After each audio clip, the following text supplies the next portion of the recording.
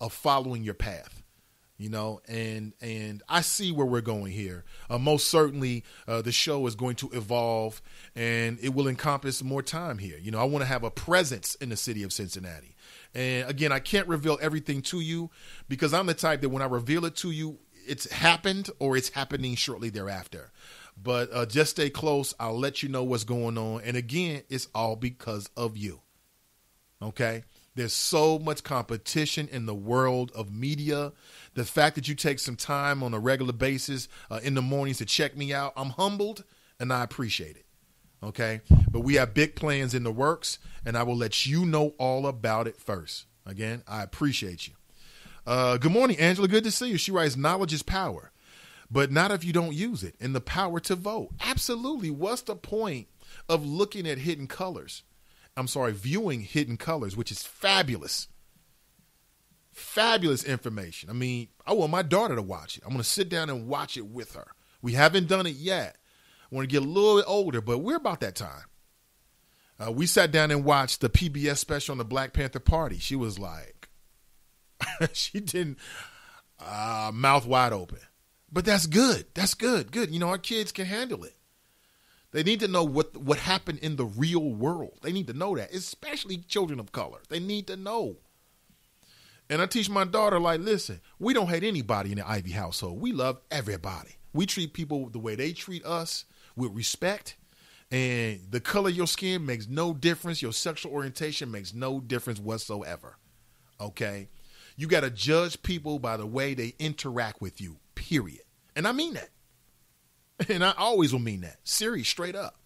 So my flow might be differently, maybe from some other folks behind the microphone, because I've had different experiences in my life. Okay? Just straight up with you. James writes, team and I, help me wish my Betty Combs a happy birthday. Thank you. Happy birthday, Betty. Absolutely. And we appreciate you lending James to us. I appreciate you lending James to us each and every morning. That's his mother. Okay. Shout out to moms. Absolutely. Absolutely. Happy birthday, moms. Brittany writes, okay, Nate, that's what's up. Congrats on everything. Brian writes, are you on till 9 a.m. now? Question mark. I'm not ready to say that, but we're getting there. Rhonda writes, congratulations on the sponsor. Yes, we're making those inroads. We're making those inroads, and it's looking good. And when I have more to share with you, then I will share it with you, most certainly. Shauna writes, looking forward to the big plans. Keep it coming. We can handle it. I appreciate you. Keena writes, our household. Whoa, I just lost you there, Keena. Where are you at? She might have deleted that. I think she was saying that in their household, they have a similar mentality where they judge people on their character. I mean, not on their skin color, I mean, you want to be aware of the history, but, white people today are not the same as white people 50 years ago. Okay? It's the truth. You got some bigots out there, and we need for them to just either die off, naturally, or just to get pushed to the side. Like I told you, in the city of Cincinnati and Hamilton County, you have some smart, young, bright, aggressive, intelligent leadership on the rise. And that's the truth. In the city of Cincinnati, you got a few positions where you got the old guard, the old mentality. Okay? We need to push those people out of office and put some fresh, young as in a new, fresh mentality, right, in those positions so they can represent Cincinnati and lead us to a better, brighter future where if you're inclined to do so and you've got the talents and you got the work ethic, you can make your dream come true, whatever that American dream is for you. That's what I'm about. I'm anti the forces that prevent families, right, from capturing their American dream, whatever that may be. Okay, because my dream, the way I see my dream and my family might be different for yours. I support you in your endeavor. Support me in mine. That's it. Okay? That's it. I don't believe in the quid pro quo. Some people do, like, oh, man, he got that. I can't get it. I don't believe in that. I don't believe in that. What G.O.D. has for me, no man can take. No man or woman can take. I believe that in my heart. And I've always been this kind of dude where if I see someone else do it, I can do it. Okay? I don't have no hate in the game. Again, I'm too blessed to be stressed. I'm too blessed. And that's just what it is. I've always believed that. I will always believe that. And that's a positive spirit. I want more people should have that attitude, in my humble appearance. My humble opinion, should I say. But I think we got co-nominees here. We do. We got co-Gilligans. For certainly this man. You understand me? When y'all saying my name, put some respect on it.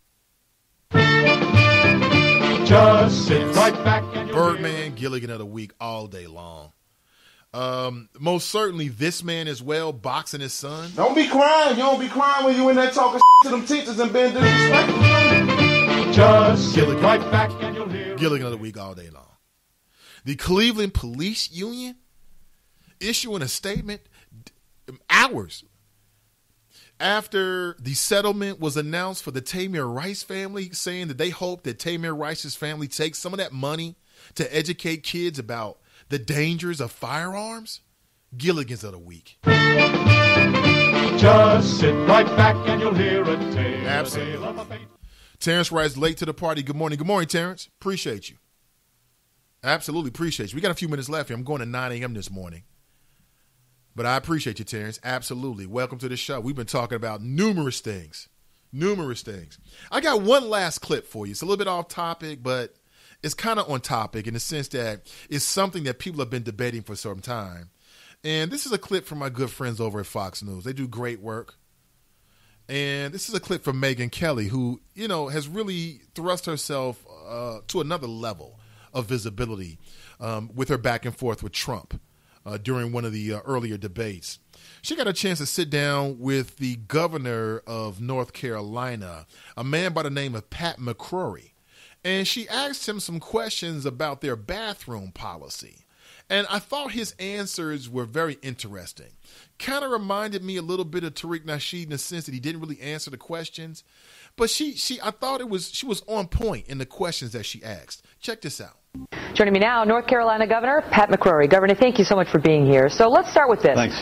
What was the fear that led to the enactment of this law? Well, let me just correct the introduction story. The Charlotte Ordinance was a mandate on all private businesses that have public facilities to require them to allow gender identification as the tool on which restroom an individual should use.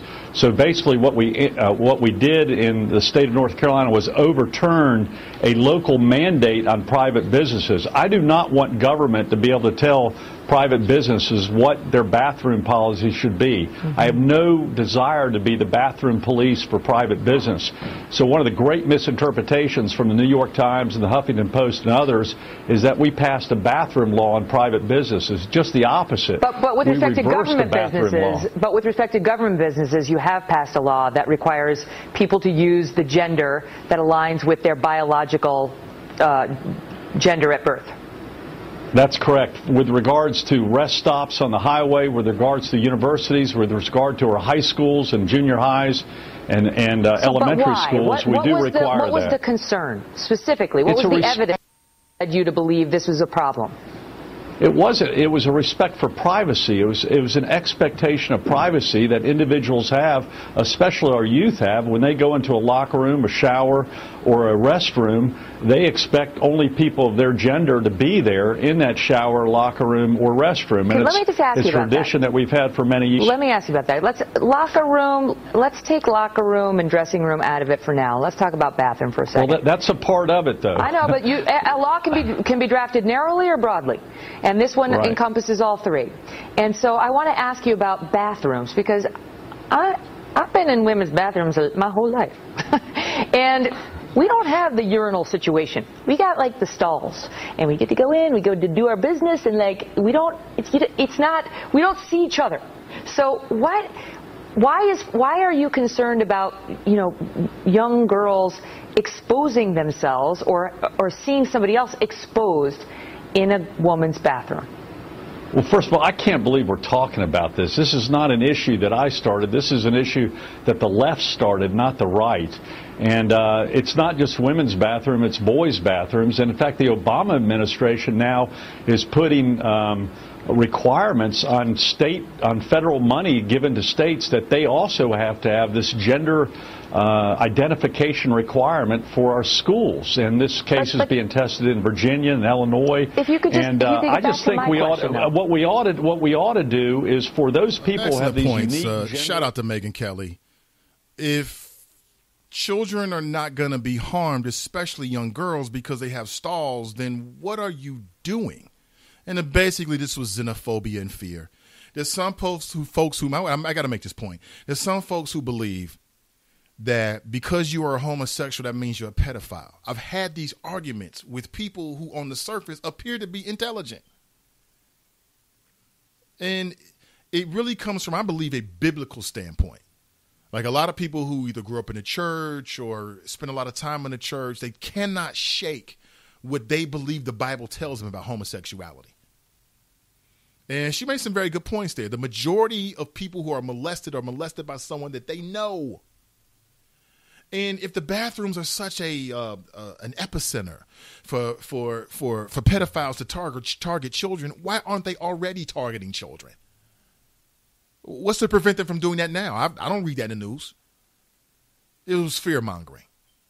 Bible Belt fear-mongering, nothing else, nothing more, straight up and straight down. It's just horrible.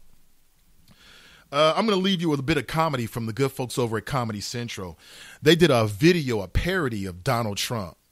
And the man who is rapping, he's like the black Donald Trump, is actually using nothing. All of his lyrics are statements made by Donald Trump over the last year plus on the campaign trails. Kind of hilarious. I'll leave you with that. But first, let me read more of your chat. James writes, it's hard for me to work and listen to you, but it's Friday. I appreciate you.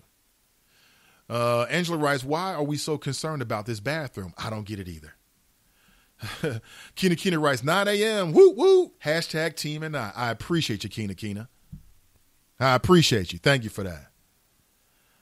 Jill writes, I love the flow going till 9 a.m. Hashtag 10 team NI. We're 9 a.m. today. I try to do that each and every Friday. Brent writes, he makes policy for state-controlled entities but not private businesses and blames it on the Obama administration? Absolutely. I mean, listen, when Obama leaves the White House, you know who's going to be upset? They won't act like it, the Republican Party, because they don't have any good ideas. They don't have any real policies that attract votes. The only thing they've had over the last 7 years is America's collective fear of the black man in the White House. That's it.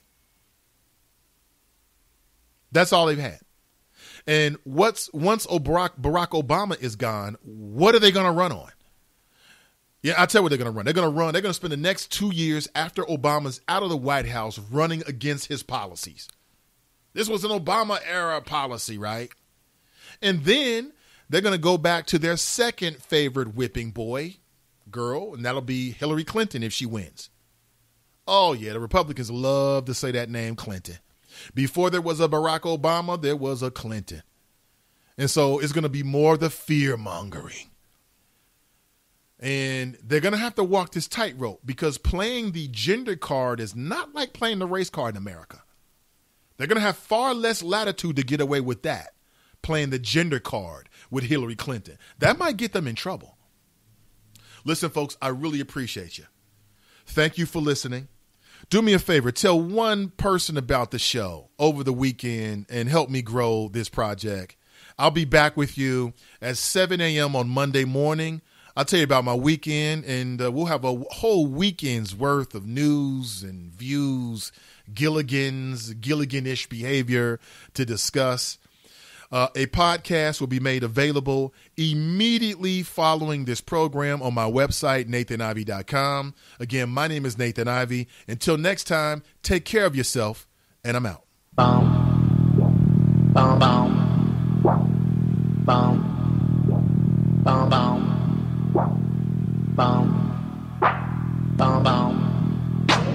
You can lead Ted Cruz, you've been killing our country. Lion Ted Cruz use a picture of Melania. Careful, Lion Ted, I'll spit the beans on your woman. I be watching Modern Family, written by Mo. I never liked Bette Midler's persona. Told ya. I had black guys counting my money. The one who could beat Hillary. I'm not a Mitt Romney. Remember, I'm the only candidate who self-fund. Told ya. Make America great again. Fingers long and beautiful. Look at these hands. I win, I always win. Some people say I'm very, very, very intelligent. Mexico is not a friend. Build the wall. I love the Mexicans. Nobody has more respect for women.